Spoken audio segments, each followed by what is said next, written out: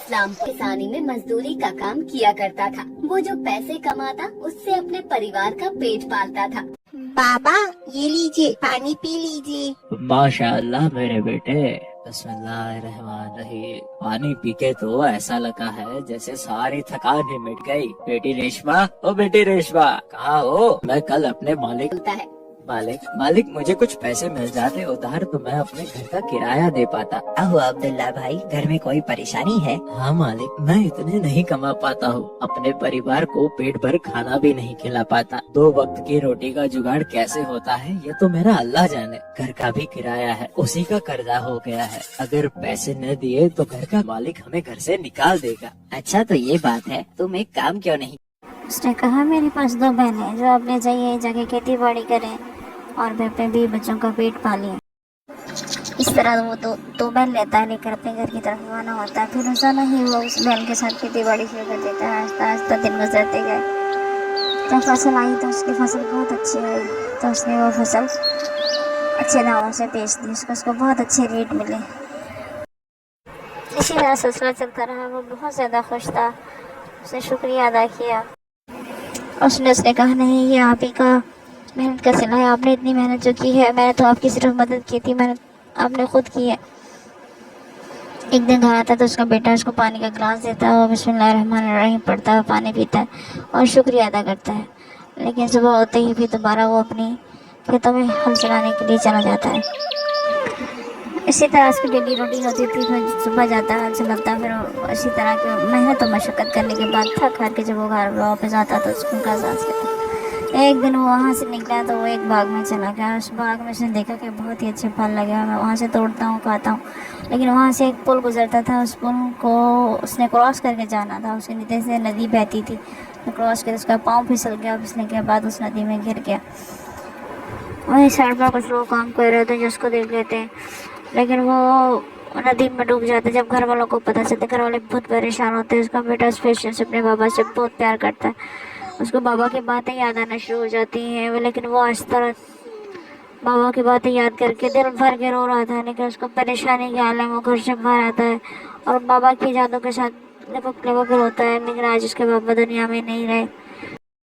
परेशानी के हाल में बाहर आ जाता है, अपने बाप के बारे में सोचता है कि मैं भी इसी तरह अच्छा, और रोता रहता है और सोचता रहता है कि मैं भी मेहनत मजदूरी करूँगा अपने अब्बा की तरह। भी अपने घर का खर्चा चलाने के लिए मिट्टियों के बर्तन और खिलौने बनाकर बेचा करती थी और इसी तरह से उनके दिन बीत रहे थे।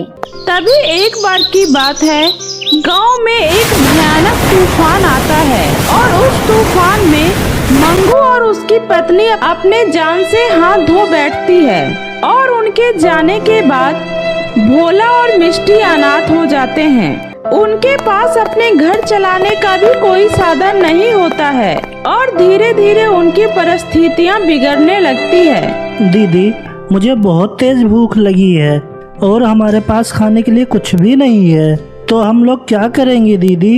इतना कहकर भोला रोने लगता है।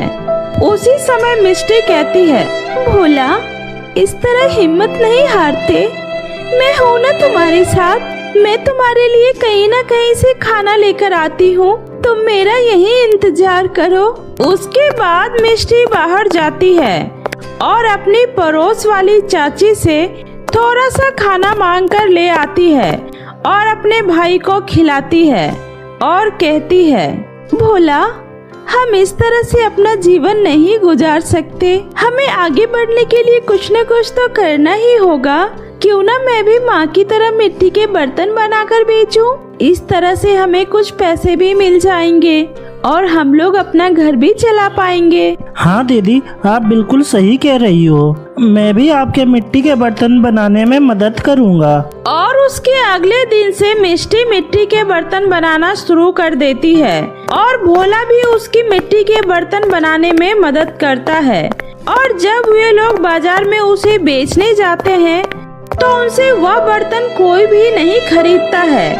ऐसे ही कुछ दिन बीत जाते हैं और उनके मिट्टी के बर्तनों की बिल्कुल भी बिक्री नहीं होती है। तभी एक दिन मिष्टी कहती है, सुनिए काका, आप हमसे ये मिट्टी के बर्तन खरीद लीजिए ना, हम दोनों ने 2 दिनों से कुछ नहीं खाया है और अगर आप लोग हमसे ये खरीद लेंगे तो हम आज खाना खा पाएंगे। अरे मुझे नहीं चाहिए तुम्हारे मिट्टी के बर्तन, चल जा यहाँ से। अरे काका, एक बर्तन तो ले लीजिए ना।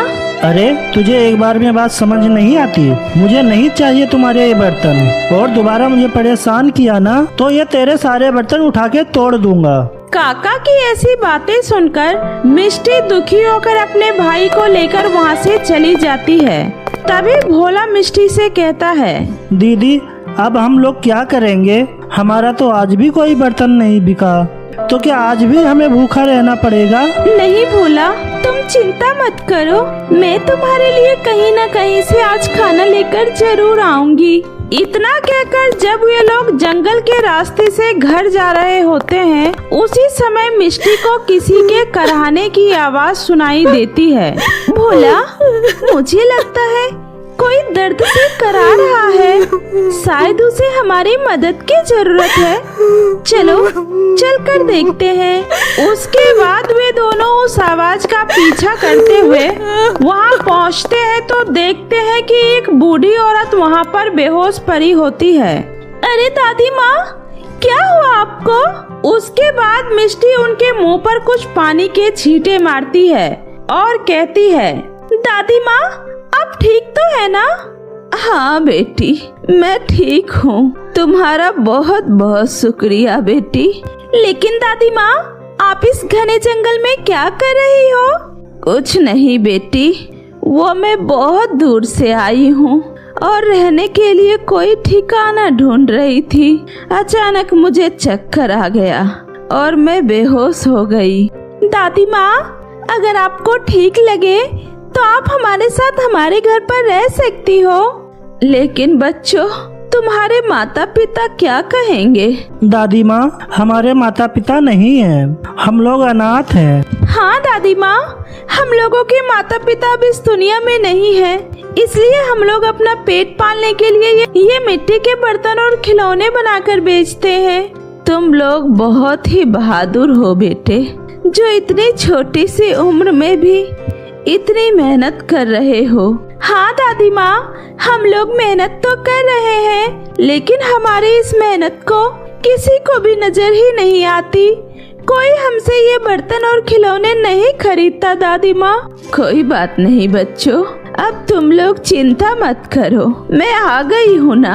अब मैं तुम्हारी सारी परेशानियों को दूर कर दूंगी। उस वह बूढ़ी औरत मिष्टी के साथ उसके घर चली जाती है और कहती है, सुनो बच्चों, तुम लोग इस मिट्टी से एक सुंदर सा घर बनाओ और उस घर में अपनी जरूरत की सारी चीजें बनाना। पर क्यों दादी माँ? क्योंकि तुम लोगों के लिए मेरे पास कुछ है, लेकिन उससे पहले तुम्हें यह मिट्टी का घर बनाना होगा। ठीक है दादी माँ। उसके बाद मिष्टी और भोला मिलकर एक सुंदर सा मिट्टी का घर बनाते हैं, जिसमें उनके जरूरत की सारी चीजें होती है। और जैसे ही वह घर बनकर तैयार हो जाता है, वैसे ही वह बूढ़ी औरत एक जादूगरनी में बदल जाती है और कहती है, सुनो बच्चों, मैं कोई बूढ़ी औरत नहीं हूँ, बल्कि एक जादूगरनी हूँ, और मैं तो बस तुम लोगों की परीक्षा ले रही थी, जिसमें तुम लोग पास हो गए हो, इसलिए मैं तुम लोगों को कुछ देना चाहती हूँ। उसी समय वो जादूगरनी उस मिट्टी के घर को एक सुंदर और आलीशान घर में बदल देती है। यह देखकर मिष्टी और भोला बहुत ही खुश हो जाते हैं और कहते हैं, अरे वाह, यह मिट्टी का घर तो सच में असली घर में बदल गया। हाँ दीदी, और वो भी इतना बड़ा घर। हाँ बच्चों, और यह कोई मामूली घर नहीं है, बल्कि एक जादुई घर है, और आज से यह घर तुम्हारा है, और इस घर में तुम्हारी जरूरतों की सारी चीजें मौजूद है। तुम लोगों को किसी तरह की कोई भी तकलीफ नहीं होगी। अब तुम लोग अपना जीवन खुशी खुशी व्यतीत कर पाओगे। आपका बहुत बहुत शुक्रिया जादूगरनी जी। उसी समय वो जादूगरनी वहाँ से गायब हो जाती है और मिष्टी और भोला उस घर में जाकर बहुत ही खुश होते हैं, क्योंकि वहाँ खाने पीने की और उनकी सारी जरूरत की चीजें मौजूद थी और अब उन्हें किसी चीज की कोई तकलीफ नहीं होती है। इस तरह से वे दोनों अनाथ बच्चे खुशी खुशी